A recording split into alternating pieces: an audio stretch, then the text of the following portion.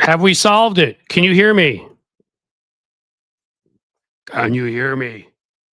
I made changes that should have. Oh, yeah, I got a yay. That is a great, great. What? Dead air? No, I got a yay. Yep. Oh, they can hear me. This should be a big part of what we do from now on, guys. So we'll start with the very beginning. You can hear me. Can you see me? Do I look like Cliff? Am I me? I tend to be 5'9" on a good hair day. I got brownish hair, blue eyes. It's me. It's not an alien. It's not uh, I'm not over New Jersey. I'm not a drone. Okay, good. Like that. Uh, and lighting. How's the lighting, guys? I might as well ask you. You think it looks good? We may just do a sound check, a video check. Friend gave me that advice at the beginning of each of these. We're just checking everything. All right, guys, we're going to keep stroking that mic. Yes, apparently I need to treat the mic a lot better, don't I? You're good. Maybe I need to get Hawk Tua here or Donald Trump. They are very good with mics. All right. We're going to do a quick Cliff's Note. We're going to jump into it. And today is going to be a question and answer session. We haven't done one of those in a while. I decided yesterday we went over 2 hours. That's long. It's tiring. So we're going to, not saying we're going to short. If you guys have great questions, we'll be here for a while. And yes, Kenny, I screwed up Tony's show. I took him down because I'm the only man in the Midwestern market. I'm the only white dude in the Midwestern market who gets to have a show. All right. Let's talk about somebody who is a white dude who's much more annoying than me. Let's talk about Elon Musk. You guys know him. Is anybody else out there more sick of seeing Elon Musk at this point than Donald Trump? Does anybody else out there hate Elon Musk even more than Donald Trump at this point?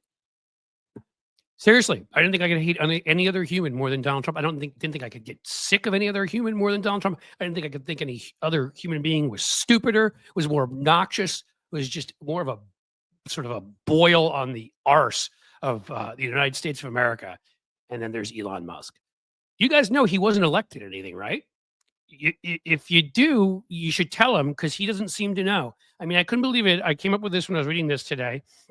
So Mike Johnson, you may know Mike Johnson from, hi, I like to monitor my son's adult entertainment only for the purposes of making sure that he is doing the right thing, not for any other reason. He put out a budget last night. Now, he can do that with being in the majority, at least right now. They already lost another Republican, Sparts, 1 vote. And they'll blow that up quickly. But I digress. Mike Johnson is in the majority at this point. Weird little porn freak that he is, and he put out a budget. Elon Musk said this will not do. Does anybody know who the hell elected Elon Musk? Because I didn't. It wasn't on my ballot. Was he on your ballot? Is it on anybody's ballot? I mean, considering some of the ballots around this country, I wouldn't be shocked. But no, he didn't run for office. Couldn't run for president. Wasn't born here. We could have. Maybe they'd allow him because they give him a pass because, like the Donald Trump rule or something, because he worked, his parents made their money off apartheid. So that's a positive in their world. But seriously, I want to ask that simple question, which is, why do we all have to be servants to this little man boy with man boobs? Why do we need to see him on our TV every day? The man boobs billionaire. I think I'm going to call him that. Why is a apartheid baby man boobs billionaire going to secretive meetings and making decisions about our lives when it comes to economics when nobody voted for him for a damn thing? No Senate has gotten together to say that he will be put into this post in the Treasury. And why are they treating a guy who's the EQ of a lawn chair and the IQ of maybe a still semi-warm pile of puke? Why is that guy being chosen to go and to make all of these decisions? Democrats, please pay attention. He's the easiest demon in the world. He's the richest man in the world who spent $300 million lying and telling people exact opposite things. Just came out on Twitter. I don't know. Was it 16 times more his posts were seen than congressional members? He turned Twitter into a big Trump machine, and he spent all tons of money. And that's so he could have this power that he didn't achieve. All right. So Mike Johnson gets asked by Fox News correspondent, should I say, entertainment person. One of the goofballs. Let's see. Was it from the Fox and Friends morning show? Oh, I can't think of his name. The one that's the son of the other one with the glasses. Who really cares? Said, he asked Mike Johnson, "Has Elon Musk approved of this? Yeah, your budget." And again, Elon Musk wasn't elected. Why do I care if he approves of a budget? I mean, I'm not in favor of Mike Johnson's budget, but what does it even matter? What does Elon Musk have to say about this? Why am I listening to this guy? It's just so annoying and frustrating and ridiculous. He's not, and then I see Democrats fawning over him. After everything I said about the money he spent, what he did with Twitter, Senator Blumenthal from Connecticut says, "Oh, he's a tech genius," and Ro Khanna, "Oh, we'll all work with him," and Doge, I mean, joke of an agency. Yeah, how about this tech genius that he is?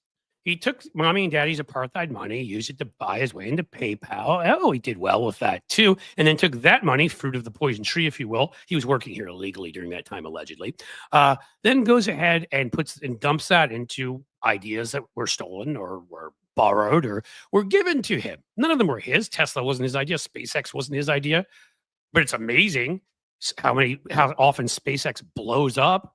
That has more failure to launch than Mike Johnson when he's looking at his son's entertainment.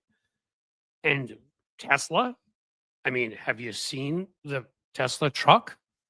Honestly, it looks like two toasters had sex and that was their baby and they dumped it on wheels. Okay. It is ugly. Nobody likes it. Everybody I know who has a Tesla, because this man is stupid enough to insult the entire market. Nobody on the right wants to buy and get involved with electric vehicles, and people on the left who used to actually like Elon Musk before he opened his big dumb mouth now don't want his stupid car anymore. I know people who've sold them. I know people that were going to buy that didn't. I know people that have stickers in the back that say, "I bought this before I knew who Elon was," or before Elon opened his mouth, because it's no longer is this like some elite sort of car where you're proud to have it, right? Some sign that you've made it.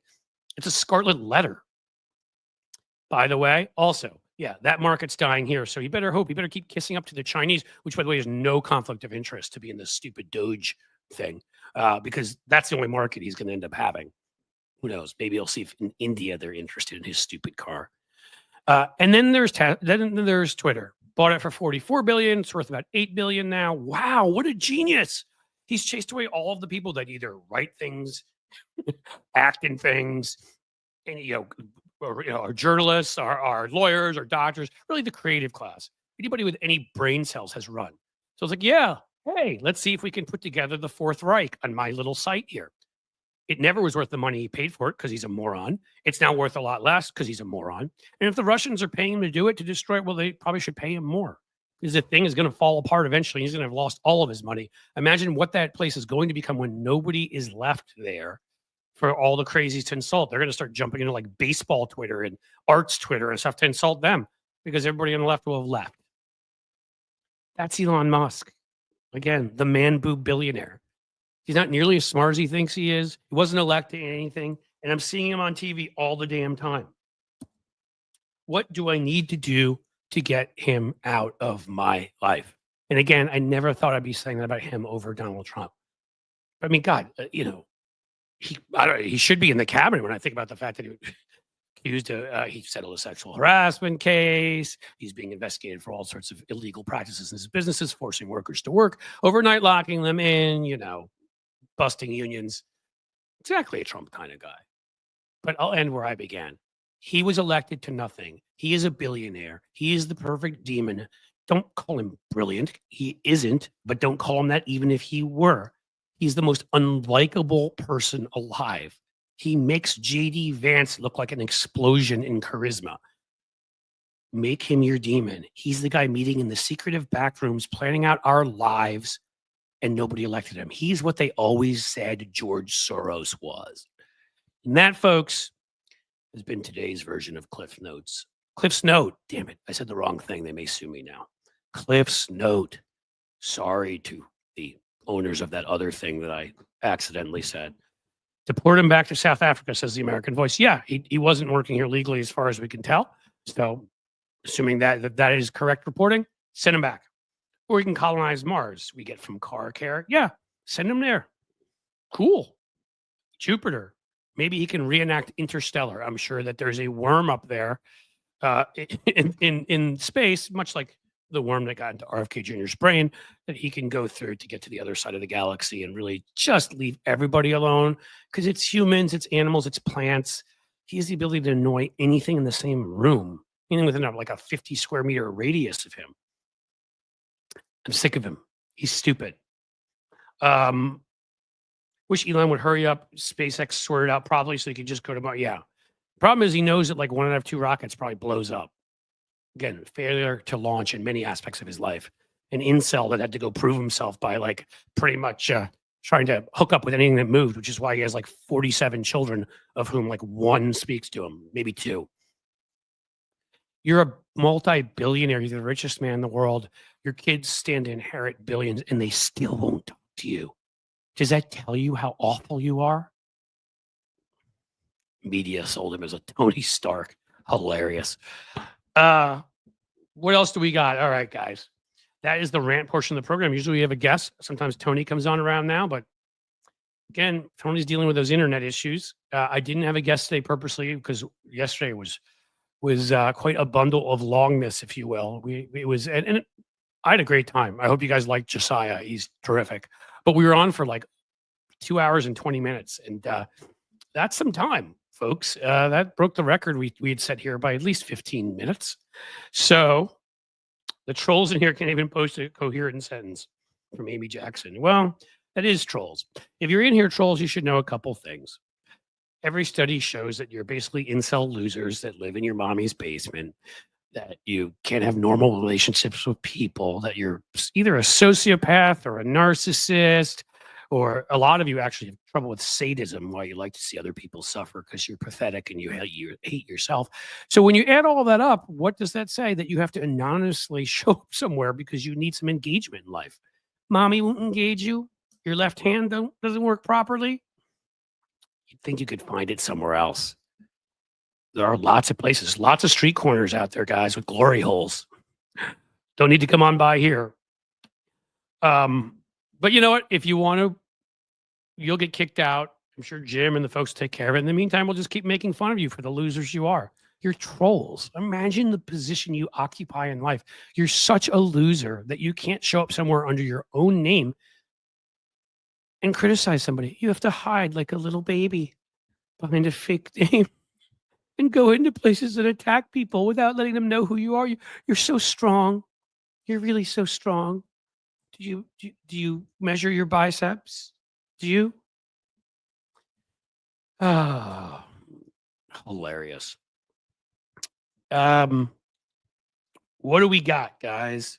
As I said, question and answer.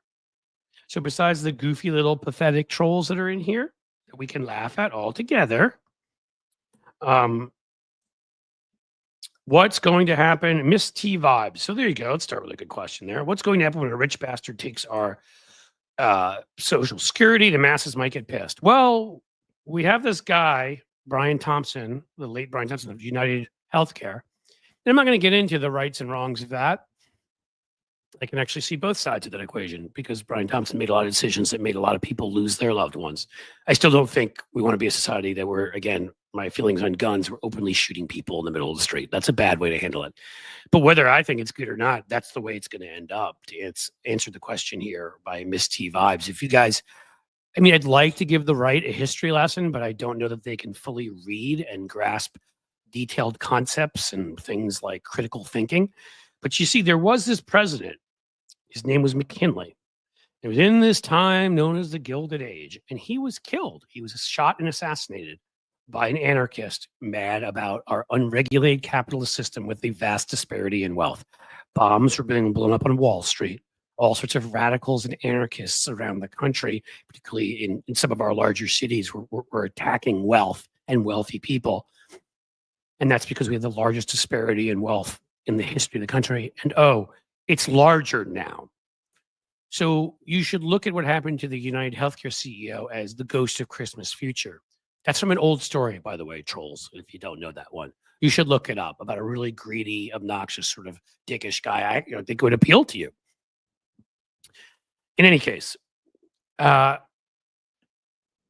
you're going to see a lot of that here if Elon Musk and the other billionaires that own our system, that have rigged our system, that have created monopolies that have every part of our economy since the Reagan years, that took the most successful economic project in the history of the world, the 30s to the 80s. It created the most vibrant middle class in the history of the world, that really created, and not racially and not in terms of gender and many other ways, because of course of all the discrimination, but key to point out that we had the largest middle class and that we had created something that had never been done on that level before.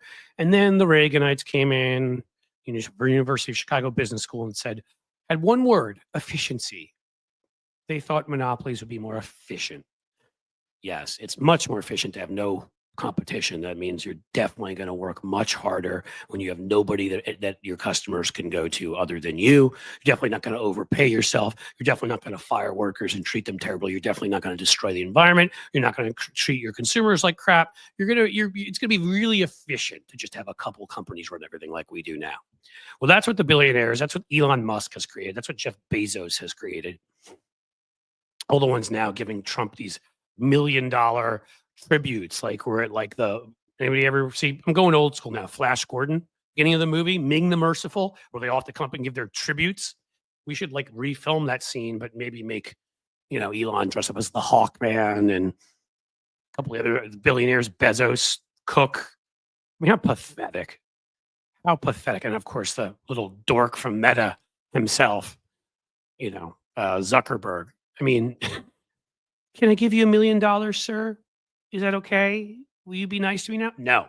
He's betrayed everybody else. He's still going to treat you like crap. And the minute you say something he doesn't like, that's too woke or too personal or insults him, he's going to come after you and destroy you. You have examples. You should see. Oh, there's a guy named Brian Kemp, Georgia governor. Wouldn't get him the votes he needed. Remember those 12,000 votes? Turned on him. Ducey, governor, Arizona, Republican. Turned on him. Mo Brooks, who helped with the insurrection, wouldn't do what he needed him to do. Turned on him. I mean, that's the history here. So yeah, keep giving him $1 billion gifts. Trump's totally loyal. It's two directions. You should keep doing that. We have a drug war problem. We do have a drug war problem. And we cause it. Much like the Mexican president said, and Gloria Sheinbaum, Jewish Mexican president. They got one before we did, guys. Oh, and a woman. They got one before we did, guys. And their Supreme Court made abortion rights legal while ours was making it illegal. I would argue Mexico is a much stronger democracy. And as Sheinbaum pointed out, President Sheinbaum, I think I should say, the huge violence and drug gang problem is because of us. We have the demand for drugs. They don't. The drugs come across our border and we have lax gun laws. So the gangs come over here, trade drugs for guns. They come over and ship guns back. And a lot of their people die because of it. We're a really crappy neighbor, like Rand Paul, which is why his neighbor beat him up. Not that I'm agreeing with that. Okay. What else do we have going on? Yeah, the Mexican president is a badass. Yeah, Disney. Did Disney pay 15? Oh, right, ABC. And you know what's amazing about that? That's Chris Welch who added that. Is that Disney, ABC, all of them, DeSantis, of course, targeted Disney. They have experience with this. They know Republicans aren't the Republicans of 10, 15 years ago who maybe respected, businesses too much, but at least cared about what, businesses thought, just like they cared about what anybody thought. Respected that if your business decided that you wanted to have a black princess, you could do that. No, now they attack you, come after you, and that the great sort of backlash and boomerang of Ron DeSantis, that was so awesome when he pulled that crap with Disney. Just like, all right, we'll cancel the extra facility we're going to build there. We'll build it in California instead, and they lost like millions of dollars and thousands of jobs. Well done, Governor White Booties. So these guys have shown they'll target businesses already. They don't like you, they'll go after you. There are numerous businesses in every one of these dumb, including mine, states with open carry and all this stuff who do not want guns in their restaurant. It's kind of like what they understood 125, 130, 40 years ago, because devolution is a thing in the Republican Party, why they would ban guns at the edge of Tombstone, because they wanted people to drink and they wanted people to cavort with the prostitutes that were there. And they wanted people to gamble and lose their money. And none of that would happen if everybody was shooting each other. They understood that. Well, restaurant owners here don't want people coming in with guns for the same reason, because they want to sell food and drinks and not have people shooting each other. But no, a number of these states, Tennessee, I think, forced it on their restaurants. Don't care what they think. Your business owner, you don't want a gun on your property? Too bad. That's this Republican Party. So you guys keep loading up with $1 million, make it 10 million, 15 million, make it 100 million. Just keep giving him money. It won't change a thing. The minute you do something he doesn't like, he will still shiv you. If he can figure out how to do that. It's a big word for Donald Trump. He'll knife you. Okay, guys, what's going on? Yay, prostitution, but not in government. Yeah, prostitution now is all about in government, with the government coming in. It is 100% prostitution. It's just a different kind. And the kind that ABC just engaged in, that was prostitution. Barack Obama smokes crack. Joe Moore. Joe, do we have to talk about you and your problems again? Do we? They have commercials. Cialis, from what they say on the ad, works. Your little flaccid, Trumpy mushroom penis, it can be fixed. You don't have to come into a place like this to feel strong. You can really use those drugs. They'll help you. Lay off on the whiskey, man. It's hurting your little guy. Somebody take Joe Moore and maybe introduce him to the void.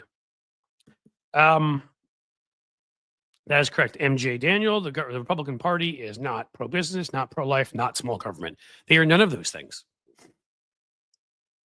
They are anything they need to be. They are principleless. It doesn't matter. And under Trump, they lack principles, all of them anyhow. But under Trump, it'll be a different kind of lacking principles. It will all be about enriching yourself. So the principles they will have then will be, in what ways can we bring money into the system, taxpayer money from foreign governments and whatever, and have it end up in Donald Trump's pocket. He doesn't like it when anybody else competes with him on that. So it'll be fun when watching the other grifters try to pocket some of that money. Then Donnie, again, losing his loyalty to them and insulting them and kicking them out and doing God knows what. If he has the power to, he has immunity. Who knows what he'll do? The money is broken. Dish $1 and save in Bitcoin. That's somebody else who I'm going to assume is an idiot. Multi-stacker. I mean, if you're liberal, then I don't know what's wrong with you. Bitcoin, crypto is a big scam, is a bubble. We've been through this before. It'll happen again. Maybe you should study up on what happened to the Florida housing market around circa 1929, and that led to this really big, the beginning of this really big bad thing where the Wall Street crashed. You may have heard of it. It's a synonym for when you're upset about stuff, like you're upset about your life right now. Yeah. Crypto mining is more environmentally destructive than gas guzzlers. Of course it is. These guys couldn't invent something unless it was destructive. That's all they know how to do. They can't build anything. They destroy things. One big grift, the emoluments clause is toothless. Yes, it is, because we don't enforce it, right? I mean, Congress should have at least have tried to enforce it, and the Supreme Court then could overturn them. But Hatch Act, right? When you're on your job, you shouldn't be able to talk about politics. Trump people broke that one multiple times. Trump used this emergency order to put tariffs in place. They abuse this stuff all the time, and we never hold them accountable. And the thing about not holding people that have no conscience and no empathy and are evil and stupid, the thing about not holding them accountable is accountability is all they understand. They're like children. All right? Pets, not pets because we love pets, but animals. If there's a positive, if you give the monkey a banana when it does something, it'll think that was a good thing to do. If you don't, maybe it'll think it's bad. That's the level they're on.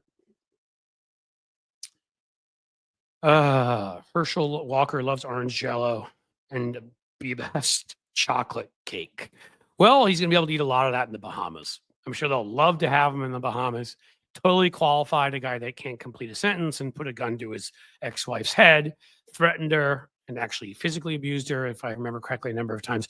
Yeah, that's who you want as an ambassador. I mean, again, is there a man among all of the men Donald Trump has at this point appointed and nominated for everything. Is there a man who has not committed some form of domestic abuse? The only one I can think of, maybe Kash Patel, that I haven't heard anything, which is hilarious because he's committed every other form of abuse. His existence, and when he wears that leather outfit of his, like he's heading to the local cowboy bar, is an assault on my eyes. Um,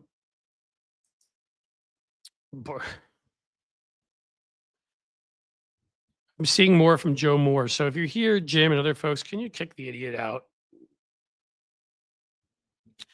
Because he's dumb, and there are places for dumb people. X, more of X, Twitter.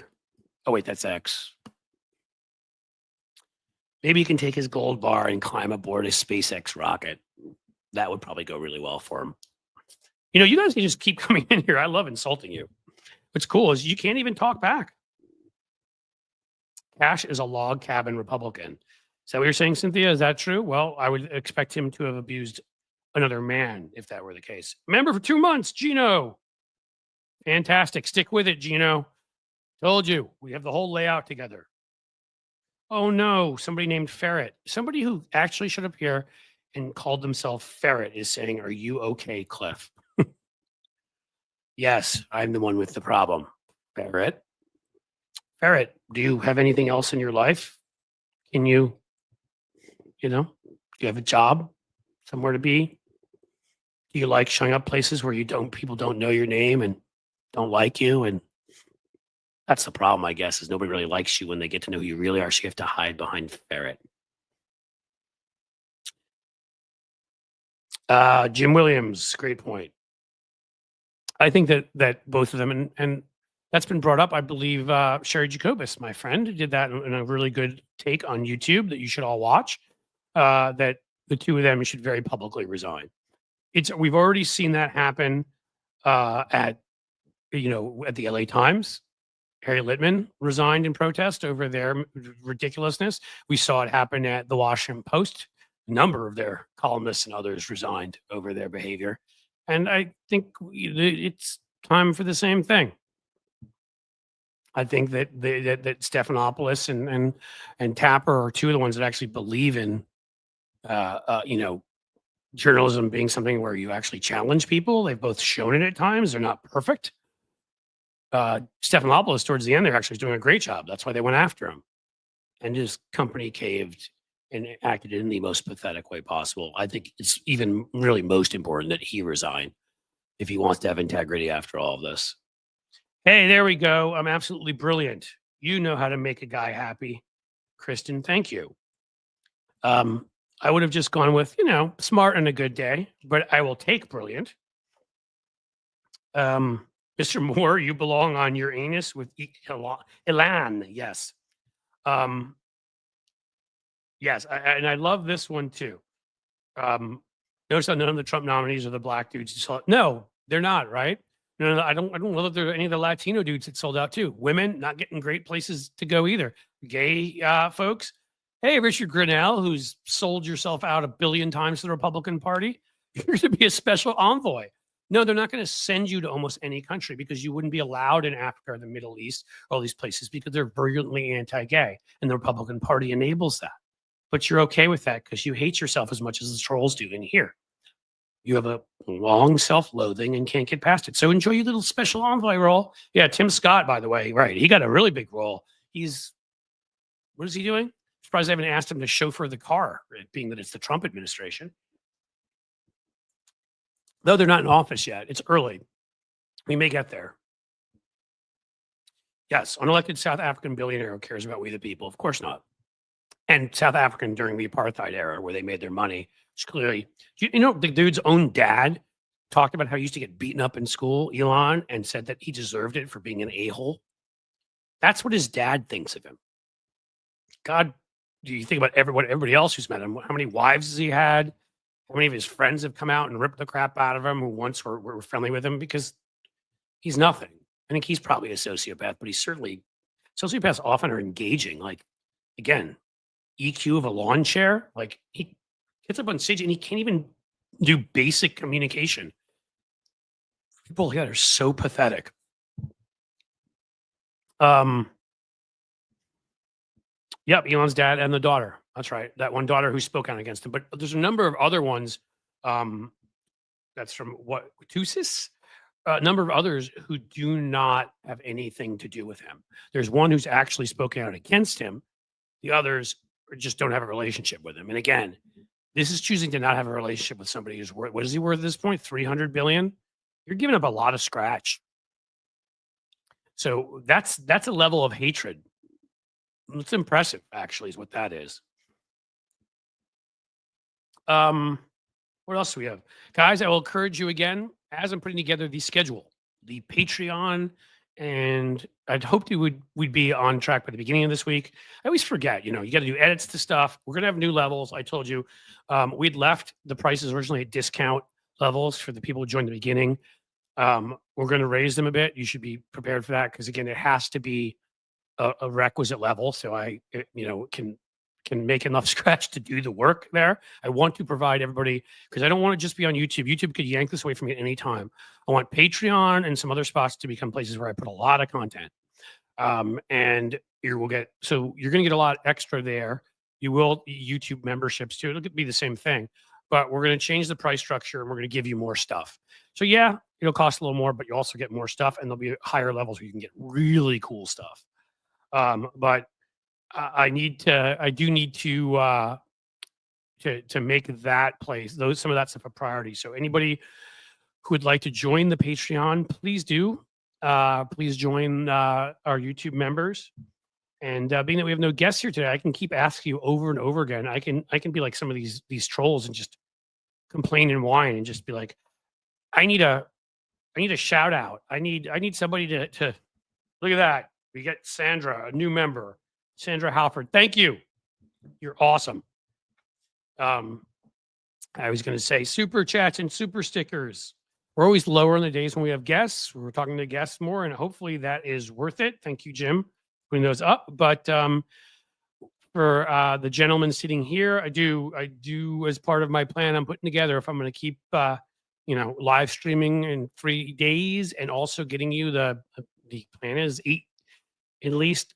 If not more of these, some of them come from my rants at the beginning here, but 5 to 15-minute videos and lots of shorts and all that. So I will ask you again to please support me through a super chat or super sticker. Like they can be even really small. Anything is good. It helps. I just want to make sure I can keep doing this stuff. Why hate on anonymity? Putin's puppy. Well, you see, if you're anonymous, and I guess I'm going to guess from your name and from what I'm reading from you, Putin's puppy, anonymity is, your anonymity is to protect yourself. I mean, there's real reasons for anonymity, whistleblowers, for example, because powerful people will hurt them. Sources and journalists' stories, because powerful people will hurt them. If the reason that you have a pseudonym is simply so you can go insult other people, you're weak. That's the difference, my friend, Putin's puppy. There are different reasons for anonymity. I wasn't hating on anonymity overall. Lefty Gramps, you think it will come of the Liz Cheney thing? I think he'll threaten a lot, and no, I don't. If it does, I mean, then we're going to have a massive constitutional crisis in this country. I could even see him appointing a special prosecutor to investigate stuff, but they won't find anything unless she's done something else wrong, and nothing's going to happen. It's just a matter of they'll annoy her. All right, Kristen Trindle, new member. Thank you so much. You keep saying nice things like I am awesome and whatever, and now you joined. Thank you for being a member. I promise you, the good times are coming at the YouTube membership. Sheldon Hughes, $2 super sticker. See, folks, $2 even makes a big difference. Like, it doesn't have to be something huge. It doesn't have to be what our friend Mr. McAndrews gave, which was insane, and I appreciate it. Well, I see you're saying, all right, so Putin's puppy, so you understand my point. Anonymity should be to protect people from powerful forces, and very much I believe in it. If anonymity is to protect you because you're a wuss and you want to go insult people, but you're too scared to have them know it's really you, and that's your only purpose is to be a troll, then you're pathetic. Put your name and your face behind if you're going to go insult somebody. If that's what all you're going to do is be a troll. All right, Sheldon Hughes again stepping up, gifted a Cliff's Edge membership. Look at that. Another new membership. You are awesome. Thank you. Thank you, thank you, thank you. Elon is the new first lady.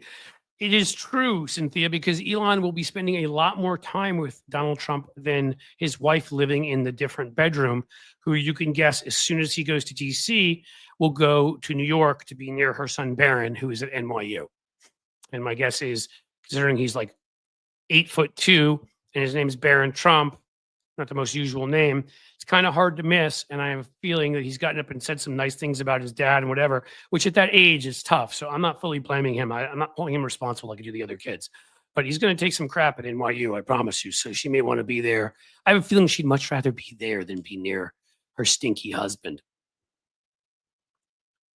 And of course, she doesn't want to do the Christmas. The Christmas. I hate the Christmas. They give me this crap about the Christmas. Yeah, that's another thing, guys. I meant to get those darn Christmas ornaments done, but there's been so much getting the Patreon and the YouTube memberships up to, and working on this live stream to make it better, or getting the TikTok and Instagram channel so that they're worth going to. The TikTok has a little bit of stuff. Instagram has nothing. We're going to get those suckers going. Merch. I've asked you to grab merch here before, but there isn't a huge selection right now. And as I told I didn't get to the Christmas ornaments, but got to a lot of other stuff. So hopefully we'll be able to unveil that in the new year. Quantum Cricket, thank you for the super chat. I so appreciate it. Supposedly Barron abused animals in his nanny. My God, you said what you're saying is it just can't find a good member of that family.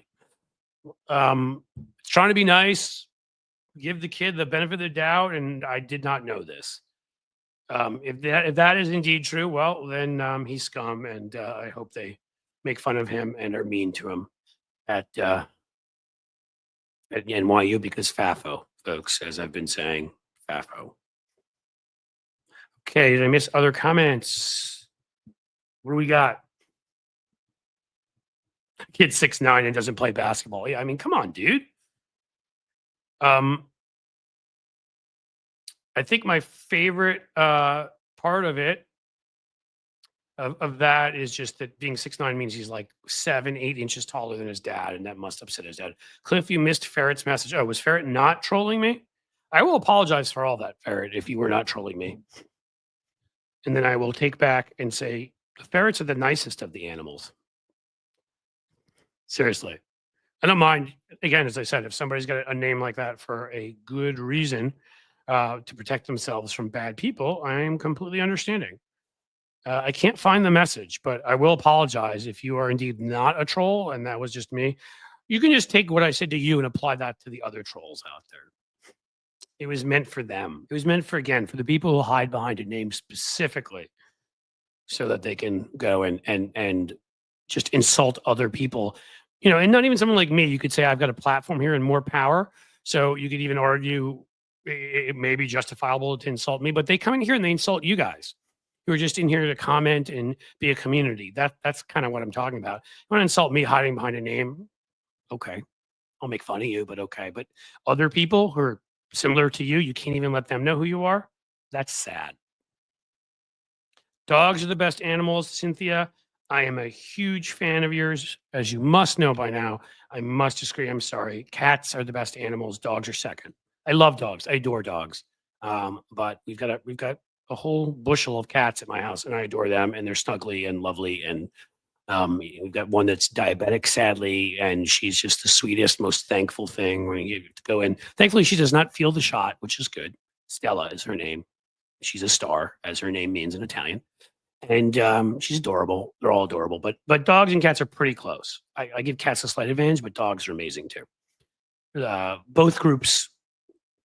And, at some point, as I told you guys, because I'm expanding here, we're going to talk politics often, but we're going to talk about some other things that interest me. We've done it already, and movie reviewers on. We've talked comedians on.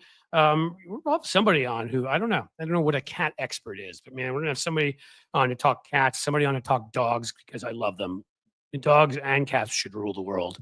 Humans should serve under them. That is my personal feeling. I've felt that way for a long time. I wish I could use my name. I don't care if they come at me. Just protecting my fam. That's from Miss T vibes again. Yeah, so that's kind of my point. I understand that. Again, there are reasons for it. Being a troll and showing up places just to attack people who have no more power than you, not justifiable. I like cats enough, but I'm allergic by MJ Jano. I understand that stinks. I'm actually a little bit allergic too, and I'm probably taking a year or two off my life. Who knows? They're adorable. Look at that. Lefty Gramps. My cat is 20 years old. So we have had cats. My first cat ever, Sasha, lived till she was a couple months shy of 22. Pretty amazing stuff. So I hope your 20-year-old cat is in great shape. You should tell us his or her name or give us something so we can say lovely things. And then I had a cat more recently, Peanut. I loved her so much too. We weren't sure exactly because she was found on the mean streets of Cincinnati, as we said. And we adopted her, but she was somewhere between 18 and 19. So she had a great long run too. Animals are usually kinder than people. Yes. I mean, Allison McCrae. Yes. Maybe not when they're hungry or not to things smaller than them. My cats are kind of sociopaths to anything that comes in the house smaller than them, which is why most things smaller than them do not enter the house. So I will agree with you. They're absolutely adorable and wonderful to us as humans. But they are, I don't know if they're as nice to, smaller beings. Hey, Holly Fafo is here. Cool. Let's see, what else do we got left? Who asked that question? Your Yankee took a beating from my Los Angeles Dodgers. They did, but first of all, you have to call them Yankees and get it right if you're going to make fun of me. Second of all, I'm going to have to point out to you the Yankees have 27 world championships and the Dodgers have like 11. You don't even have half of what we have. Third, I'm going to have to point out to you that we've had like the 3 or 4 best players of the 10 best players of all time on the Yankees: Babe Ruth, Lou Gehrig, Mickey Mantle. Dodgers, Jackie Robinson, pretty awesome. You have some pitchers, but I'm going to have to point that out to you. Fourth, we point out the head-to-heads, my friend, Mr. Romo. Oh, you don't want to go back and look at that. The Yankees and Dodgers pretty much met in the World Series every year in the 50s. And in 55, the Dodgers finally won. It was like a huge celebration because they got their butts kicked every year. And they went back to getting their butts kicked again. You guys have beaten us in the World Series like 4 times. We met in the 70s and we beat you 2 of 3. That's the closest you've come. You started it. Don't open a can of worms like that if you don't want me to finish it. Grumpy Cat. Cliff, what is your thoughts on Jared Moskowitz?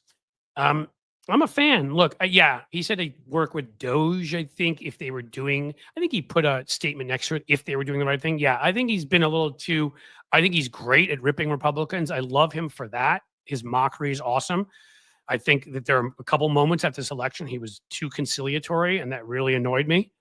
Another one that I loved for a while that now has lost me completely, who was great at insulting Republicans, was John Fetterman. And I don't know what the hell has happened to him. Now he's sitting there talking about pardoning Trump, and that's something I don't forgive. So he's out. I don't care how good he is at communicating and whatever else. Does he think he needs to move to the center in some weird way to win in Pennsylvania? Like he won in Pennsylvania the way he ran last time.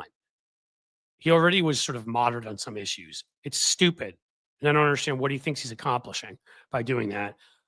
Jared Moskowitz hasn't been as bad. And so I still, the fact that he rejected the FEMA ploy, it was just to get him out of there because when what's her name, Sparts, I can't think of her first name, just announced she's not going to caucus with Republicans anymore. The Ukrainian American one that I never understood why she caucused with them from Indiana. They are now down to a 216 to 215 lead. 216 to 215. Like they're not going to even hold the House probably because they're never going to be able to agree. One person, just need to get one person and not vote for Mike Johnson. They've lost the House. So that's was I think what they were trying with Moskowitz because that's a swing seat. And he said no. So I'm glad he did that. He'd been the head of Florida's FEMA. He said no to Trump. He's staying there. He's mocked the hell out of him a lot. And yeah, he was too nice once or twice recently. And people can tell me if I'm missing other stuff. If I am, that's okay. but and I will criticize as it is deserved. But I do think I look at someone's overall record, and overall Moskowitz to me is still on the right side of things. Jim Williams was still optimistic about Merrick Garland getting fired before January, holding out. Well, that would be a great Christmas, Hanukkah, Kwanzaa, all the above present. We still are just not institutionally tough enough as Democrats. I've talked about this in a whole lot of places. That should have been a fait accompli. In fact, it should have happened a year ago because he was refusing to do his job and refusing to open his mouth, refusing to explain to people what was going on. Republicans, every PR opportunity, the protocol of the department is you don't speak out. So Comey speaks out about a Hillary investigation that may have cost us the election a week before. So Barr speaks out about the Mueller report and lies about it. So the first impression everybody gets is a big lie that nothing was found in there when a lot was found in there. But we have this unprecedented attack on our Capitol, and the man, whatever you think of his legal prowess, will not even open his mouth. Didn't hold weekly press conferences to tell us what kind of progress they're making. No, not individual cases. You can't talk about that while they're in progress, right? But you can do PR. Republican AGs have done it all the time. You can make clear that we're investigating Donald Trump's role on that day. We're not sure, don't give out any information. Donald Trump was a part of the group who allied with the Oath Keepers, whatever. You can find many ways to work Donald Trump's name into your press conferences and the fact that they were and are domestic terrorists. And that would have defined MAGA for the coming election. And we would have much more of a chance of winning. But no, Merrick Garland couldn't do that. Why, that wouldn't be proper, and we wouldn't want to be improper. Yep. Garland is a disgrace, Maya Bird. Garland is a disgrace. We should be more like South Korea. Yeah, that's exactly right, Stephen. I've talked about a couple countries we should be more like. I mean, South Korea, they tried it, and the president's been impeached when he tried the approach of suspending people's rights, right? Romania, the Russians, they found to be have attacked cybersecurity, cyber attacked their election, kind of like us. Guy with no money was going to make it to the next round, and their judiciary decided they would have an election over again because they didn't want a foreign country determining their president. What a novel idea. Brazil, they immediately barred Bolsonaro after his coup from running for 6 months. I'm sorry, it took them 6 months to hold a hearing, and then they barred him from running until 2030. And more recently, he was indicted. So Brazil, South Korea, and Romania have stronger and better functioning democracies than we do right now. I think it's inarguable. I don't think you can make a point that's any different than that. We got a guy who's a convicted criminal, had strong evidence against him in numerous other trials to be convicted, was a seditionist who 7 Republicans agreed with every Democrat to vote to convict of impeachment, was impeached and was 10 votes away from being convicted. If it had been a majority, he would have been. 7 Republicans in the caucus of what was it, 49, 48, joined us. And he's president again. That's not a functioning democracy, folks. Come on, everybody, hit the like button. Yes, like the heck out of this. Like this a lot. That's something else you can do. You can subscribe to Cliff's Edge here. We're over 100,000 now. We're starting to approach 101. I'm kind of excited about that. Subscribing is awesome. You can hit the like button here. That makes the algorithm happy. Comment. It likes comments. You can be extra, extra special nice, and you can become a new member of the YouTube channel or of the Patreon and get all sorts of other extra goodies. Who wouldn't want to do that? You can just, say, hey, I get that you're putting a lot of time in this, and say, Cliff, we're going to give you a super chat, or I'm going to give you a super sticker. Doesn't even have to be a big one. Again, all that stuff really helps me. So I'm going to bring it up periodically. I'm not trying to be a pain, but, I could, I have another business. It is, a email fundraising business for Democrats. It does well. I could probably retire on it. I do this because I care and I believe and I want to do this. And so that's why at some point, like if I put all the work in, it has to at least not take money away from my other work. If you see what I'm saying, I have to at least this has to turn into what we would call a revenue positive operation. Plaque worthy 100,000. Thank you for that, Miss T Vibes. Yes, hopefully they will send me a plaque. Wouldn't that be nice? I think it's pretty automatic unless they find that I did something terrible, cheated, or I don't know. If somehow I found if I were smart enough, you guys know that I have trouble just working my microphone, so you know that this is impossible. But let's say I were a technological genius and knew how to create like 50,000 bots or something and put them in there, and they're following me. Like if they find that, I think they don't give you the plaque. But otherwise, because they say they review you for a couple weeks after you get 100,000. So we have a felon in chief. Congrats, Maga. Yeah, Colleen Matchus, if I'm pronouncing it right. It's amazing. I was talking to a friend about this the other day. Not a friend, actually. Was it when I was on Bob Seska's podcast? Guys, I'm going on so many things these days. Going on Tony's show. I go on Bob. I co-host now with Bob every Tuesday. It's an actual paying gig that's cool and I love. Bob's a good friend. I go on Stephanie Miller once or twice a month and go on Hal Sparks every Monday. So I forget what the heck I do on what. And I've recently gone on Fugelsang's show too. But I do think it was on Bob's. We were talking about that. That as a felon, like there are some countries I don't think he can visit. He cannot enter those countries as a non-citizen and a felon. The combination of the two. Others where he absolutely cannot meet with their heads of state. And we'll have to have somebody else do it. Just imagine knowing that, and I don't think the Democrats messaged that enough. I know we brought it up sometimes. I think Eric Swalwell released his own ad about it. I know it was on Twitter. I don't know where else, but it should have been out there far and wide. The guy cannot go to other countries, like a number of them. And then there's a number of countries he can go to, but cannot. What's he going to do? He can play a game of telephone. He's going to whisper something to Kash Patel, who whispers something to Richard Grenell, who whispers, that rhymed, who whispers something to Melania, who whispers something to Elon, and eventually gets over to where he's 100 yards or meters, as they would do in other places away, and in unsafe ground. I don't know. There we go.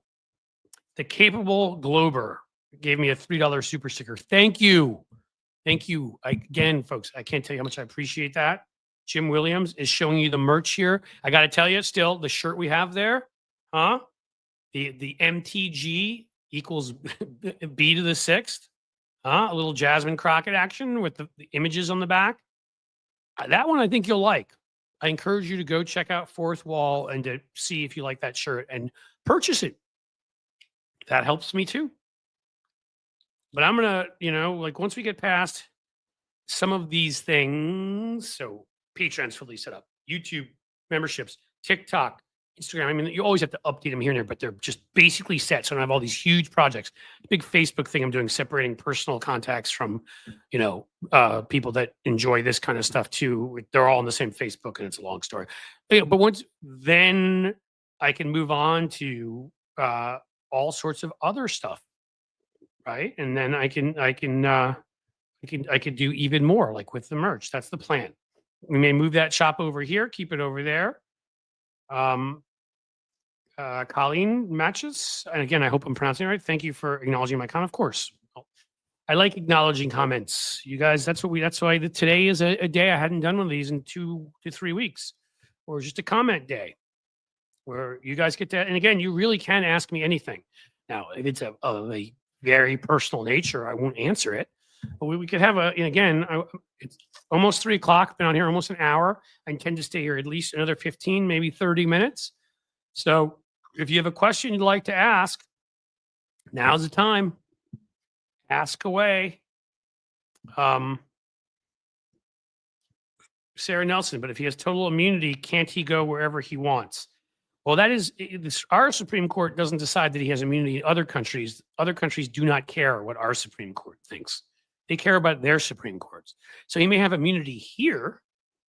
He doesn't have immunity there. They still consider him a convicted felon. He's been convicted already. In fact, there's probably a whole list of things he can't do. I should look that up for one of these. Stephanie Miller is where I first heard Cliffy and saw him. Part of a duo, if I remember correctly. It could have been. Starlene. And again, Cliffy, the good friends call me that. Um, yeah, I might have been. Maybe it was with John Aravosis. I had a podcast with John, if folks know who John is, a blogger for a while. He's got a big TikTok account. He's going to TikTok and sort of he like me had a foreign policy background. He dove back into that and does a lot on Ukraine, stuff like that. I've maybe been because the first couple times when I started going on it, I'd gone on years ago for my book and hadn't been on in a long time. Didn't know Stephanie very well. Then I went on with John when we became kind of part of her universe. Our podcast used their sort of ad agency. We got to know him well. We're part of the sexy liberal universe, and but then we ended our podcast, which was called Unprecedented, because the point was to unpresident Trump, and we felt like, well, hopefully, even if we didn't play a role, maybe we did, maybe we didn't, but it had been done. And 3.5 years, and I wanted to do something with video. I felt like audio, and John was, we were only doing audio there, and I just was like, I want to do something different. So I love this. This is more my style. Mike Farley with the $4 super sticker. Thank you so much, Mike. Thank you, thank you, thank you. Mike, let's see, what do you have there? OI. What is OI? It's not OHIO, is it? People do that thing too. OI. What am I missing? I bet I'm being stupid and something really obvious. Why doesn't anybody mention Hal Sparks? I do all the time. Hal Sparks is awesome. He was in here. He came into our chat like last week or something. I think, some people, look, you've got Stephen Manning here. He's got Bob Seska, John Fugelsang, Cliff, and Hal Sparks through Stephanie Miller. See, some of us talk about Hal. I love Hal. In fact, I'm going to be talking to him later today. I think he's one of the most accessible. There are people that just like, you go on their shows or they come on yours and they never make themselves accessible or whatever, because Hal's got like 2 different bands, and he's got, he does a radio show on Saturdays where he grew up in Chicago, and he's got like how many live streams a week? I mean, I don't know how that dude does everything he does. And then the sexy liberal shows and stand up on the side, whatever. Man works hard, but still, he's like, give me a call and we'll talk. Mike Farley. I'm a music publicist. Well, I have a son who's a lead singer of a rock band here that sings great stuff. So we should talk. No, I mean, maybe we will. Seriously. I'm not doing as much PR anymore because the combination of my email business and the YouTube has taken most of the time. But it was getting publicity mostly for good causes. The last one I worked on was trying to prevent an ethnic cleansing, Azerbaijan from invading this small enclave in the middle of the country that was inhabited by primarily Armenians who'd been there for a long time, and it was a sovereign state. And their leader, the kleptocratic, murderous piece of whatever, Aliyev, went and met with Putin, and a day later they invaded it. And on that, as you're a music publicist, you might find this interesting, but I made a very good friend, an Armenian American rock star singer, who's I am still friends with and going to go to his show when his band comes here. It's Serge Tankian of System of a Down. So I got to work with Serge on that because Serge is obviously a bit of a celebrity and could get a lot of attention to it. And it really was just getting articles written and getting the news to cover more of what was going on. I mean, there are countries that still haven't even accepted the Armenian genocide happened, which is ridiculous. Turkey, who committed that, was backing some of what Azerbaijan was doing, particularly with Erdogan in control, another dictator. And so we were trying to, so that's a bit, but NARAL, I started the digital public relations program until 2009 for Everytown for gun safety, when they just didn't, it was funny because it started by Bloomberg, a digital guy, right? But they didn't know how to do digital PR. They didn't get that there were blogs everywhere in these places like the Huffington Post and stuff that had started. So they were still pitching like, traditional newspapers, which you do still some of. I was trying to explain to them, with the new atmosphere, Facebook, Twitter, it was very small at that point. It wasn't something, but with Facebook, which had grown to a decent size, and with email and whatever, how you could get a story online and get it shared in like a gazillion places. And a lot of the newspapers didn't have great websites yet at that point. So I was like, well, you can pitch the Indianapolis Star or the Miami Herald or whatever. How about you get on the cover of the Huffington Post? And then if it's about those localities, a good chance they pick it up. Things of that nature. For some people, it was social media, making sure to get the message out through Twitter influencers and Instagram influencers, stuff like that. Someone was booking them on TV shows on cable and YouTube shows. It just depends. Authors, some authors, usually, again, mostly politically related. There were some corporate clients. There were corporate folks I won't work for, but as long as anybody's either neutral or progressive, cool, right wing, no. And there, I did something with this huge IBM project called the Smarter Cities Project, a contest for cities to enter around the world, and they would win all this sort of from IBM hardware and software and get a big prize. They came up with a way to clean up the city, like a plan for zero emissions public transportation or cleaning brownfields or whatever it might be. And so I did PR on that one for IBM, stuff like that. Usually there was a political or at least sort of do-gooder component to it, but not always.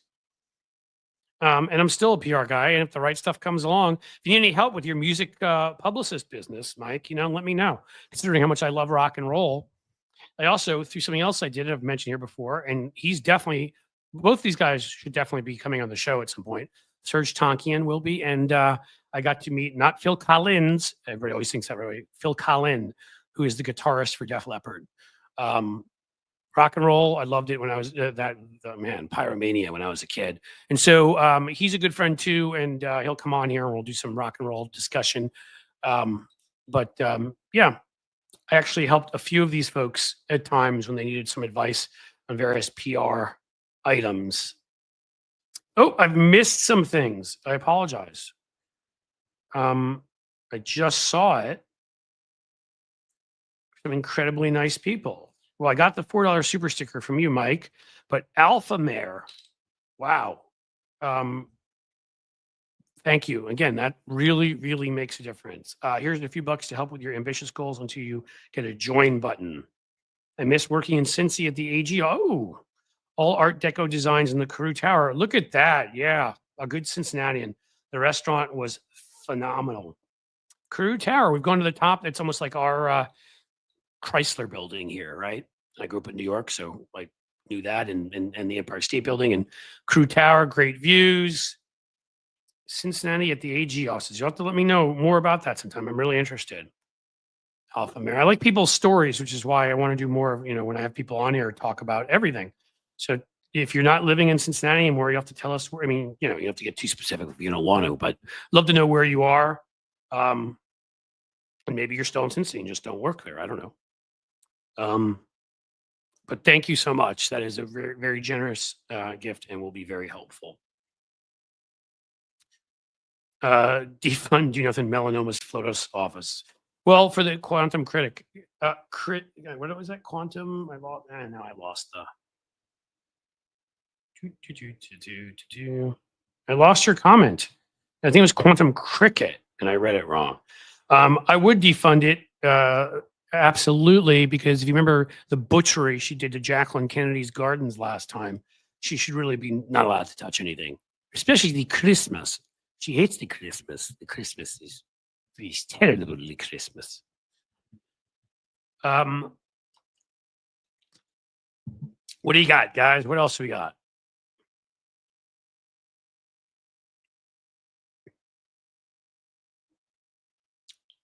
BY would be on MTV rotation. Amy Jackson. Yes.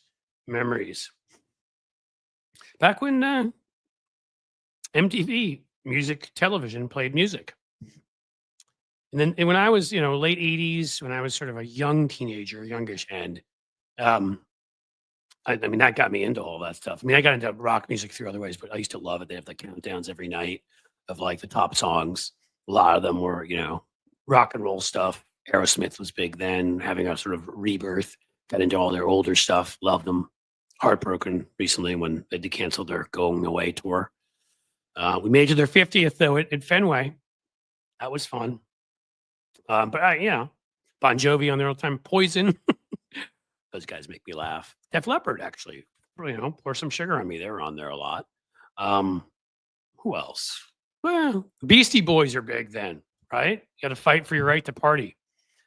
No Sleep Till Brooklyn. As a New Yorker, I appreciated them. I saw them once. They went to school right near my house in New York. Stuyvesant High School. Actually, a test school a lot where you have to be pretty smart to get into, and they got in because they were smart. We have a new member. Miss T Vibes is a new member. Thank you. Thank you. Yes, you You are listening to me, I promise you, as I did something weird and clicked on something, but it came back, so we'll ignore that. Um, thank you, Miss T Vibes. Thank you for being a member. And I promise you, I'm hoping by Monday. I'd said by this Monday, but now I'm hoping for next Monday, and or something like that. I do think we can do it to where we get to where I have to decide how many posts I can put up, share private posts with you guys just on thoughts and things or whatever. Because again, I've decided I'm going to put posts and things up for the people that are kind enough to support me, not at blue sky for anybody in the middle of people fighting over starter packs. And again, I find more utility to blue sky than Twitter, but and yes, follow me there. I'm there, here, and there, but I just it hasn't been what I'd hoped. But I've decided I want to put the writing up there. I'm putting up for everybody some stuff on the community wall, but there'll be some stuff. I just have to figure out how often I can do it a week, and then how many, if I can do a short or 2 a week and maybe a regular length video.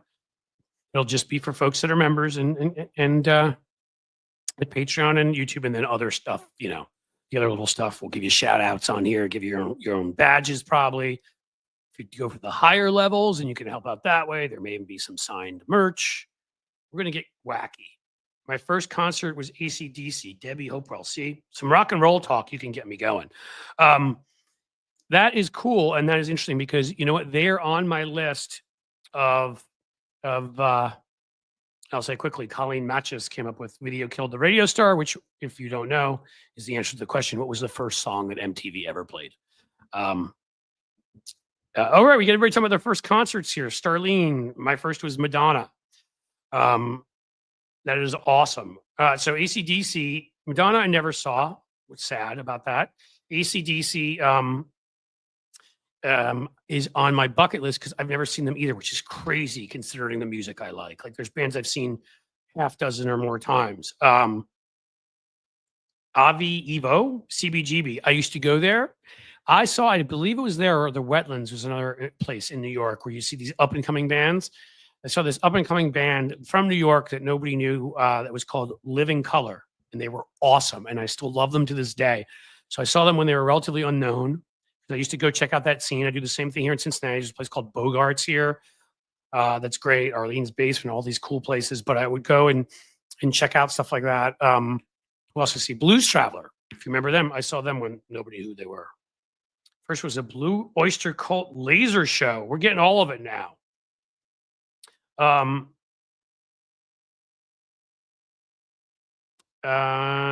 This right here is the name of my kids' band. Where is it? Black Cherry. We got it up there. I'll have to make it more, you can see it so people can see it better. George Thorogood. I see someone in there with that. Suzanne Jarrett, my first one. I just saw George Thorogood a year ago. I was opening for like Sammy Hagar and The Circle, some of the Van Halen guys. That was awesome. Zunny, my first one was Heart. Fantastic. I've seen Heart here in Cincinnati 2 or 3 times. They come in a group of like this place called River Band. It's outside festival, and it'll be like them and like, White Snake and, Cheap Trick, or like a bunch of bands like that will play together. It's really cool. My first one is I don't remember. It's either my parents taking me, if you count this, Peter, Paul, and Mary, which is hilarious. Little folk music. Good stuff. The other one, the first one you could call rock and roll, certainly of a sort, was Duran Duran. I saw them in the 6th grade at Madison Square Garden, folks. That was fun. Jake, okay, read the rest, Cliff. I will. Jake Giles. Ooh, and the Rolling Stones, Candlestick. That's nice. That's a little bit cooler than Duran Duran as your first one. You got to see Led Zeppelin, Judy. How could you? I'm too young for that, which saddens me. I saw Plant and Page each individually when they toured in the 90s. Plant in the late 80s. And then I saw them when they did that group tour, the two of them with Jason Bonham. I've seen Jason Bonham in various places like 5 times. He plays with Sammy Hagar in The Circle. He plays with his own band. He does the Zeppelin tribute kind of band thing. But yeah, so I saw Plant Page multiple times. Still one of the coolest moments ever. And again, people will joke with this who are real Led Zeppelin fans, because if you're a Led Zeppelin fan, yes, I know Stairway is not almost any of our favorite songs. Okay, Stairway to Heaven, I think is a pretty song, but it's not in Led Zeppelin's top 20. If I'm being honest, maybe top 20, definitely not in their top 10. But Jimmy Page played, and he was a singer at his band at the time for the one album I believe he put out solo. I want to say early 90s. I was at Nassau Coliseum, Long Island, and the lead singer went off the stage, and he ended the show with a instrumental version on his double neck guitar of Stairway to Heaven, and the entire audience sang it. And that's one of the coolest things I've ever experienced at a show. I mean, everyone was singing it. I saw Amy Jackson. I saw Joan Jett with Robert Plant. Very cool. I saw Joan Jett a couple times. She was at the last year, was it? Def Leppard, Motley Crue, Joan Jett. Who am I missing? Is Alice Cooper there? Maybe. Really cool show here. Zeppelin in Chicago in 75. Mark Lamont. Damn. Jeff Beck standing it. Susie Jones. That's awesome. I saw the Monsters of Guitar at Madison Square Garden, which was Jeff Beck and Stevie Ray Vaughan, and now they're both gone. It is so hard to accept. Stevie Ray Vaughan passed away 6 months after that in a helicopter crash. Some folks may remember. Like, I'm so glad I saw him before that happened.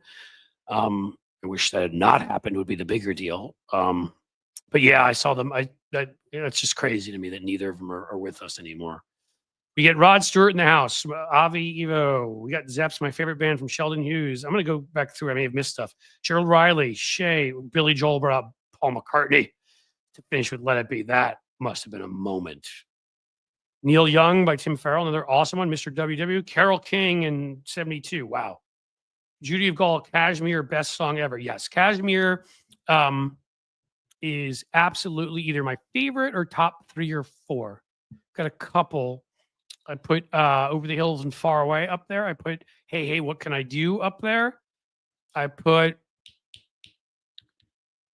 what am I missing? Maybe Traveling Riverside Blues. I still think Kashmir is a slight edge, but and then for a more obscure one, I love Gallows Pole. I put that up there also. But yeah, I can totally accept that. Favorite shows were Save Walden Woods. Hold on. Foxborough, George Michael with Elton John cameo. Miss T vibes. That must have been cool. Alpine Valley from Mark Lamont. Oh, you're talking about the concert. Yeah, that must have been excellent. So Led Zeppelin 77 in Cleveland. Gosh, you guys.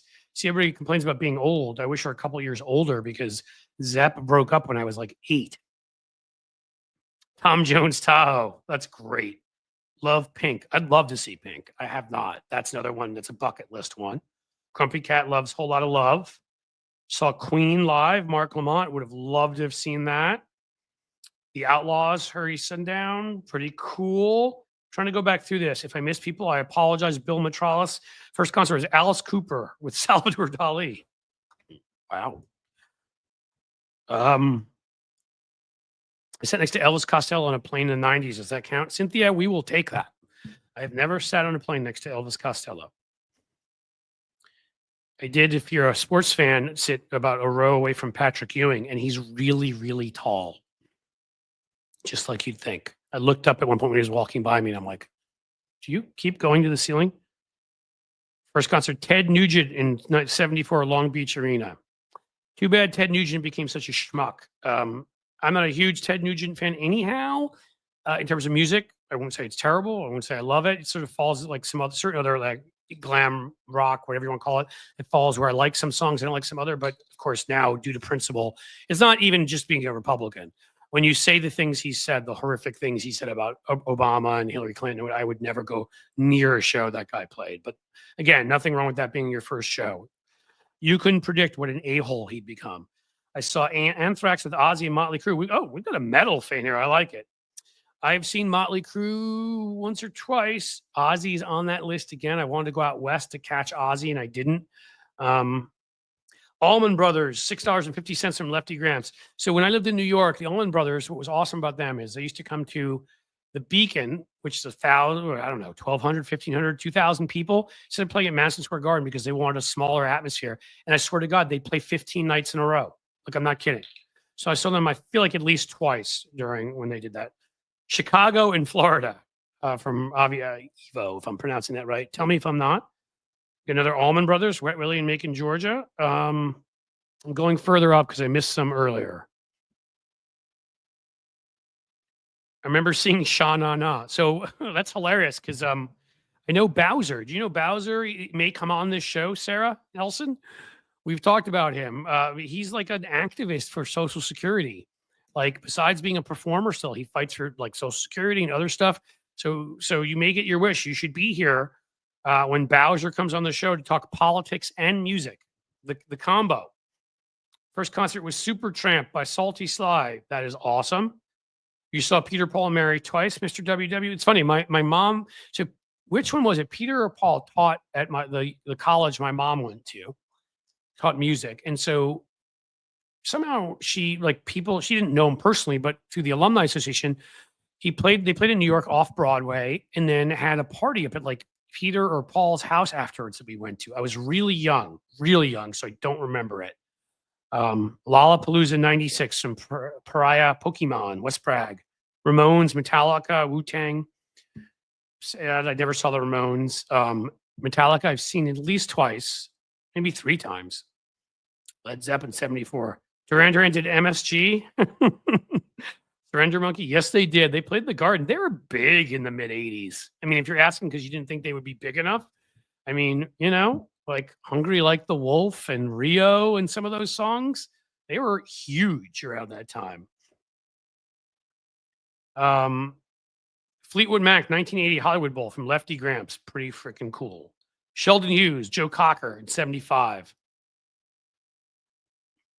By the way, I'm loving this, that we're doing this, that everybody's getting so into the music part of it. So Joan Jett and Ozzy twice, not together. Amy Jackson, Stephanie Duran, U2. So U2 was a bucket list one for a while. I saw them for the first time. They did the 30-year Joshua Tree tour. And I caught him in Indianapolis so living here in Cincinnati. It's only an hour and a half from us here, if you don't know the geography. So that was back in 2015, I want to say, 16, somewhere in there. And then we went out to the Sphere, my family, a year ago, 9 months ago, and saw them again. Man, they're awesome. Dude, they play a great live show. Pink Floyd and the Acid early 90s were so great from Screams. I saw Pink Floyd at Giant Stadium. Want to say around the time, you're saying early 90s, I was the late 80s. I saw them. It was Learning to Fly, right? That album, I believe, was the album. Did not smoke anything or drink because I was driving that night and still got in an accident because I think I may have gotten a secondary high from people sitting all around me smoking pot. True story. Alanis Morissette. My wife and one of my sons went to see Alanis recently. My other son did a sports thing and we couldn't do it. And I would have loved to have seen Alanis. That would have been cool. Fleetwood Mac and Zeppelin, Judy of Gaulle telling us cost $20. I mean, what have they done to these concerts, man? Pearl Jam tried to fight that, which I will always respect and love them for. Doobie Brothers' first concert from Tiffy, cool. Corey Glover, Starlene, yes, that would be Living Color. Great band. What else do we have? Jim Williams. I'm going further back up here. We're talking about CBGB in the Barry. Yep. I mean, that's a place where I used to see my music. May. My first concert was James Brown. God, I wish I had seen James Brown. Never saw James Brown. That must have been an experience. Seen Blues Traveler as well from Mayor Wedlock. Great show. Yeah, they were excellent. And I didn't even know who they were at the time. Like, this band sounds really good. And then probably 6 months to a year later, they kind of blew on the scene. Okay, I may have finally gotten up here. My first was Eric Clapton, was a child in the 90s. Clapton, another one who's become kind of a jerk, a thing I can't say on here, RFK Jr. type thing. I saw him with Mark Knopfler of the Dire Straits do a tour together. So dueling guitars, playing mostly Clapton, but a couple great Dire Straits songs, right? Romeo and Juliet, a few others. That would have been like 87, 88, Nassau Coliseum, New York. I saw my buddy say wetlands there. That's where I think I did. I did see them. I think when I said Living Color, I think that was wetlands. So, all right, some people know the New York stuff here. Okay, I think I'm back up to where I saw Yes at the Spectrum in Philadelphia. That was from a while ago from Sarah Nelson. I saw Yes twice. I was a big fan back then. And so on Tuesdays, I go on and I co-host this Bob Seska's podcast with him. He was a guest on here like a week ago, and I believe we talked about it. He did the art for two of Yes's albums, and they are recommissioning those albums like 30 years later now or something, and they've recommissioned Bob to do the art for both of them. So how cool is that? Maybe we should go to Bob and be like, can you invite Yes on the show?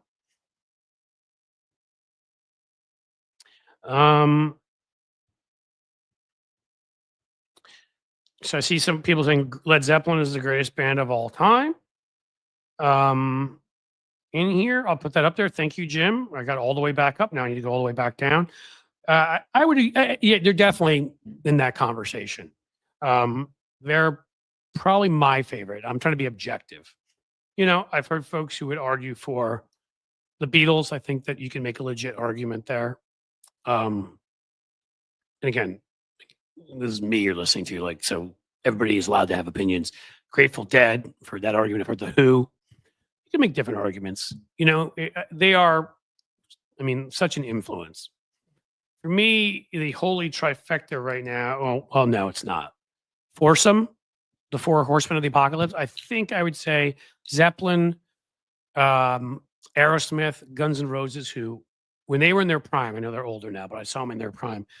There was an anger to Axl Rose's voice like nothing else. It, to me, made me love every one of those hard rock songs. What he could do, too, where he'd go low, go up, way up high, but the anger, just this sort of attitude in his voice and Slash's guitar playing. God, so they're up there for me. And then Pearl Jam. Love Eddie Vedder's lyrics. Love how politically active he is. But also their songs are incredible. The musicianship in that band is amazing. Just saw them again in Chicago, where the Cubbies usually play. We were there, yeah, at Wrigley. So that was a good show. Somebody said Rat. I saw that. I saw this little band open for Rat, so they'd never make it. Their name was Bon Jovi. Yeah, I saw Bon Jovi at least twice live. I loved them back in the day. I have to admit, it hasn't stayed with me as much. I don't like it as much now. I don't think, I don't insult them. I just don't think they have some of the other talents some of the other bands I mentioned have, but still like their music, still fun, and they were huge on MTV at that time, and it was still cool, very cool to see them a couple of times. Okay, now I'm going back down through the list, guys. I like the Rain song, great song, yes. Rod Stewart in Oakland, fantastic. Here's a cool combo. Rod Stewart came here through Cincinnati here. That was bucket list at the time, 3-4 years ago. I hadn't seen him, so him with oh, come on, Cyndi Lauper opening. How cool is that? I'm sorry, Cyndi Lauper's songs are so much fun. And so, yeah, that was a great show. And oh my God, Rod Stewart's got to be like in his 80s, had to be 80 then, and still was like, the man is just hilarious. He's just, if you want my body. And like he still, to him, was the sexiest man in the stadium, was like shaking his rump in women's faces and hilarious. Hilarious. All right. I've seen My Chemical Romance from Sterling. I think I'm back to where I'd left off before, so we can keep going down from here. So many times I've lost count. I actually, my older son, the rock singer, drummer got into them, and so I didn't know that much, and now I'm getting more into My Chemical Romance. So I'm interested. I like it. My brother was so obsessed with Alice Cooper, he dressed into the makeup and covered a pumpkin to look like him every Halloween. That's Amy Jackson. That's awesome. So I got to meet him. That was really awesome because the show with Def Leppard, when I was backstage with Phil Collin, and we got to meet CeCe DeVille of Poison, but then like the whole Alice Cooper crew came through, like all of them. And they put on such a performance. They put on, again, they're not one. Alice Cooper is one of my favorite bands, though. Cool, but they put on one of the best performances you'll ever see. Like it is a true performance. So Michael McDonald in 1994, 400 seat show comedy arena. Um, let's see. Worst concert, Mannheim Steamroller Christmas. Can't comment on that, but I believe you. Loudest Stevie Ray Vaughan. Yeah, awesome. Y&T and Sammy Hagar, 86. All of that. Cliff, don't forget Weird Al Yankovic. I wouldn't, but I've never seen Weird Al Yankovic. I would love to. Rush, yeah. Yeah, that's Seska's favorite band. We're talking the other day. There's a radio host, what was her name? Debbie Halper, who was up in Cleveland. It was the first one to play them in the United States. And kind of they built a name starting on her show, and Bob has her on now, which is cool because Rush is his thing. Billy Joel and Elton John together. Yeah, I would have loved to have seen that. I did not. I still have not seen Elton John. He's on the list. There we go, Uncle Fatty. Monsters of Rock, late 80s. I was at that show. Giant Stadium, baby. Kingdom Come, Dawkins, the Scorpions, Metallica, Van Halen. There were M80s going off in the stadium. If you want to know how different the times were for if there are younger folks in here, they're like security was nothing like today. So people were smuggling in fireworks and they're like M80s blowing up down in the general admission area. And yeah. Original touring of Jesus Christ Superstar, Mr. WW. Impressive. Saw that again recently. Big Four at MSG. Amy Jackson. Cliff, try Ivo. Ivo. I can try Ivo. Trying to tell me how to say your name. Charlie Daniels. Yeah, he's kind of a jerk. Seen 9 Inch Nails. This is from Zunny, Tori Amos, Melissa Etheridge, Soundgarden, Fish, The Dead, Sarah McLachlan. That is quite a list. All impressive. And I'm not sure I've seen any of them. Dead and Company. No, I saw The Dead. What am I saying, man? When I was in college. Yep, I saw The Dead. Soundgarden, I'm very sad that I did not come to appreciate soon enough, and he was gone. And I always liked their music, didn't start loving it until probably the last 6-7 years and appreciating that he he arguably has the best voice in rock and roll ever, certainly is a top voice.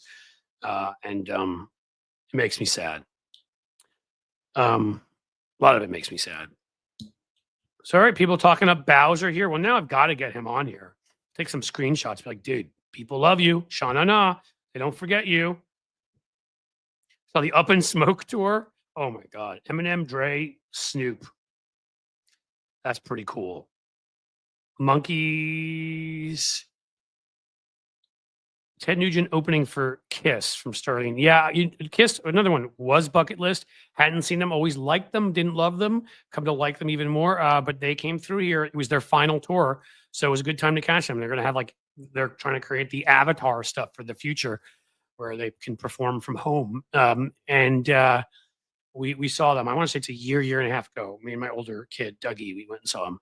Judas Priest with Cinderella. So I've never seen Judas Priest, which is bad. I'd like to. Cinderella, that was one of the first I ever saw. I was certainly abroad. I was in Sweden and they were playing. That was when they came out with that first album. I'm forgetting the name right now. And then I saw, lead singer of Cinderella, name not coming to me, in a sort of group tour with LA Guns and Faster Pussycat. And that was just a couple of years ago. Monsters of Rock 87 starting, that's right, 87, 88. Metallica and Van Halen switched off headlining. And then they were the two headliners, so they would switch off. And then Kingdom Come and Dawkins and the Scorpions were openers. Beach Boys. I saw the Beach Boys here. They played here in Great American Ballpark. Zeppelin twice, Rush 3 times. Mark Lamont's got the Pink Floyd twice. I've seen the Who twice. Queen, never saw. Peter Frampton, never saw. Seeger, nope. Jeff Beck, yes. Aerosmith, I've seen 4 or 5 times. Deep Purple, no. Genesis, no. Rush, no. Zeppelin, yeah. So I saw the individual members of Zeppelin. Saw Guns N' Roses at Riverfront. Nice, Tabby. Yeah, I just saw Guns N' Roses again recently. Again, Axl's lost his voice a bit, but I still love him. I saw him in Columbus. Now, there's some stuff from early love. Janis Joplin, Jimi Hendrix, and The Doors. Zeppelin 2. Oh my God. Summer of 69. I had the inconvenient fact that I hadn't been born yet to go back and see Janis and see Hendrix and the Doors. BB King in Omaha. That's by Floyd Price. Pretty awesome. All right, Planet Alice announced this summer. Yeah, we were thinking of going to that.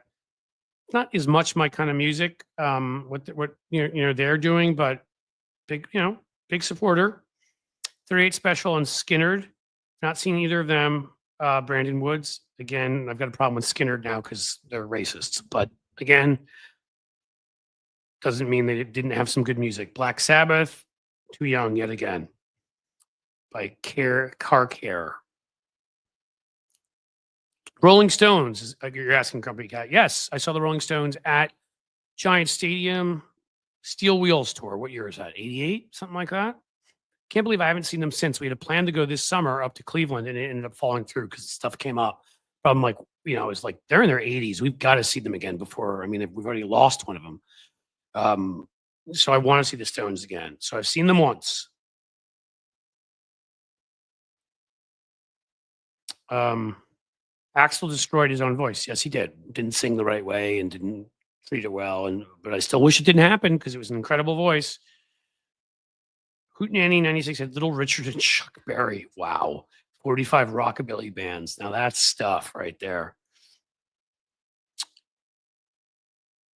Look at this, guys. Like nobody even remembers politics anymore. I think we're going to have a lot of fun at this through this chat because people here have a myriad of interests, and that's the way I tend to be. Suicidal Tendencies. Car Care. Never saw them. I wasn't big into like punk, like some of it, but Bowie. That's one of the ones I missed that I will never forgive myself for. When Bowie died, I want to say 8-9 years ago in Pittsburgh. I was seeing Springsteen, who I've seen about 5 or 6 times. Another favorite. I didn't mention Springsteen before because Springsteen is not a band. I mean, with the E Street Band, he is, but an individual. If I'm picking individual performers, he's probably my favorite. Billy Joel's up there somewhere. I have to think about that. But in any case, and Bowie had died that day. And he played Rebel Rebel as like in honor of Bowie, which he does when Springsteen tends to do. Like when Prince died, he played Purple Rain. Usually does great renditions of those, puts his whole heart and soul, and it's people that he cared about. And Bowie had helped them make it, according to Springsteen, had really taken an interest in the band and helped promote them. And so I wish I'd seen Bowie. That makes me sad. ELO back in 78. Nice. I think they're still touring at this point. Never seen them.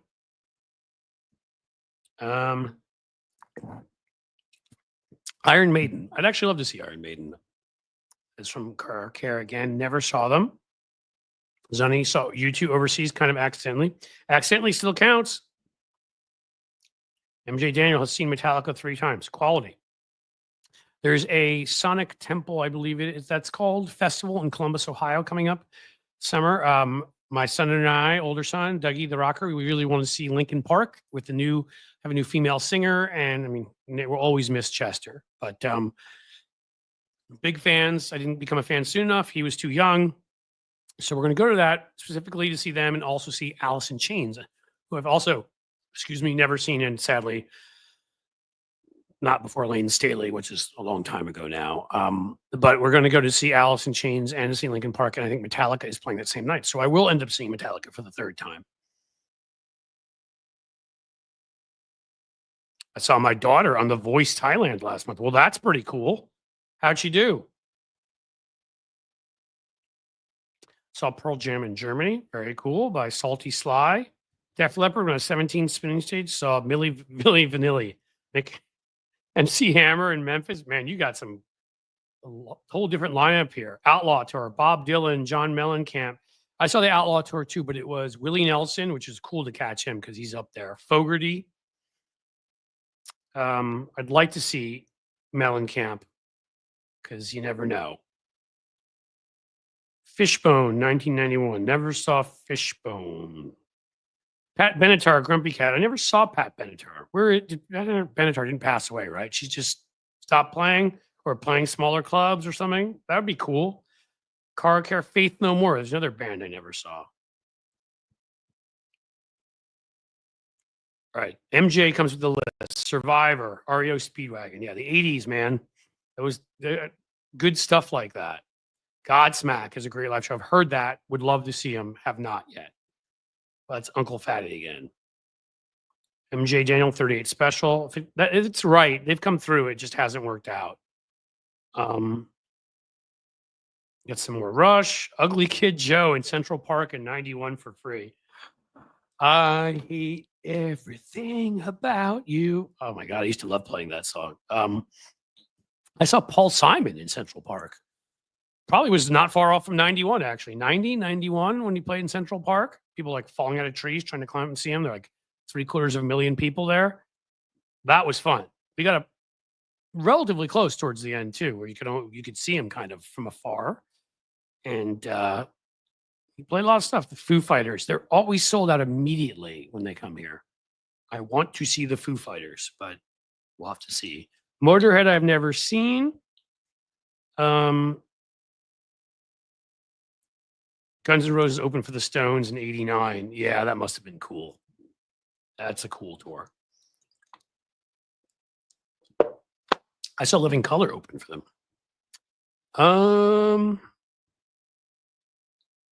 Original Queensryche lineup. Yeah, I saw them too back in the day. I want to say they opened for Bon Jovi, but I think it was. They opened, but I mean, we're talking about late 80s. Santana. I've never seen Santana. That makes me sad. Quiet Riot. Love to see them. That would be cool. And Grumpy Cat brings up Linkin Park. As I said, I will be seeing them. Very excited. This is kind of fun just sitting here going through Bob Dylan. I need to see Dylan. I haven't seen Dylan. The movie's coming out. I was on my friend Matt McNeil's show up in Minneapolis earlier. We're taping a special for the holidays on one of the few progressive radio stations, terrestrial, and talking all about Timothy Chalamet up there because he's playing Bob Dylan, how the whole town was in love with him because basically he's up there, paying homage to Dylan. Dylan was a Minnesota guy. Some Aerosmith in the mid 80s in Seattle got a meet and greet. That must have been awesome. MJ Daniel. We were going to do the meet and greet because my son, Dougie, is such a huge fan. I'm a big fan too. I saw him at Nassau Coliseum in 86. I saw him at the Fenway thing. I saw them in Vegas. Saw him somewhere else. I think 4 times, and the Goodbye Tour is going to be the 5th, and we were going to pay the money to do the meet and greet. But we didn't get a chance, which makes me sad. Yes, Mayor Wedlock. I always wished I had the opportunity to see Tom Petty. Oh, I thought you said it. I was glad. I'm sorry. Now I feel like a jerk because you didn't get to see Tom Petty. That, much like Stevie Ray Vaughan, I got lucky. I saw Petty about 4 months before he died. It was him with Joe Walsh opening of the Eagles, playing Life's Been Good to Me So Far and stuff like that. It was a great show, but it wasn't because you could see Petty wasn't doing great. Didn't look great. Crosby, Stills, Nash, and Young. We're getting lots of good stuff here. Well, guys, we could do this forever, and maybe we should. But I do have some things I have to do today. And they are actually YouTube-related things because, again, faster I get those membership spots up and running perfectly, the happier you'll all be, and the more I can encourage you to join there because you'll be missing a lot if you don't. And the sooner I get the TikTok going and other channels, it can help bring in revenue so I can do more live streams too. The sooner, get the merch up, even moving forward. So I think I have to cut it off here. That was fun. And we can do this again because I can always talk music. We are going to have, as I said, 2 rock stars join us at various points. We also have various other rock adjacent stars, some folks that have played in smaller bands, people that are music critics. Like I love rock and roll. So you do not have to worry. That stuff will happen. I think that is about it, folks. Mike Greenberg said, thank you. It's been fun reminiscing. Miss T Vibes, nice change of pace. Yeah, isn't it? That again, so I'm glad you guys like this. And Lefty Gramps, that was fun because this is my plan. We do have to cover politics here, but if we don't do this stuff, I won't make it. Like I'll burn out. I need to talk rock and roll. Maybe we can talk good movies next time. We did a little bit of that when Zaki Hassan was here last week, movie critic, San Francisco Chronicle. I want to, I like some good comedy. Talk about our pets, our dogs and our cats. They're eating the pet. I'm sorry. We like bring some. I want 3-dimensional people. Know who you guys are. You know who I am. We're all 3-dimensional, as in, like, you have interests outside of politics, which may not even be an interest. You may just be doing it because you feel you need to. And I understand that. For me, as an interest, then something I got into as a livelihood and something I care deeply about. But you know what? I also have a lot of other interests. And I think we needed to have times we discuss all of that and really have a nice community here. All right. I got Avi with comedy. I got Sheldon saying movies would be good. So there you go. We got our crowd. So thank you guys. I'm too tired to do the Jerry Maguire thing. I'm not going to. If anybody, yes, Cynthia just said like and subscribe. Please, that at the very least, like and subscribe. Those are free. And we need to keep growing. Keep telling YouTube that we're here to stay. Otherwise, anyone who wants to become a member, please do either YouTube or Patreon. Would so appreciate that. If there are any super chats or stickers on the way out, would love you for that. You guys have been awesome. And we need more of this. This has been a ton of fun. So thank you. And, as the sun sets slowly in the west, I bid you a fond farewell, my friends.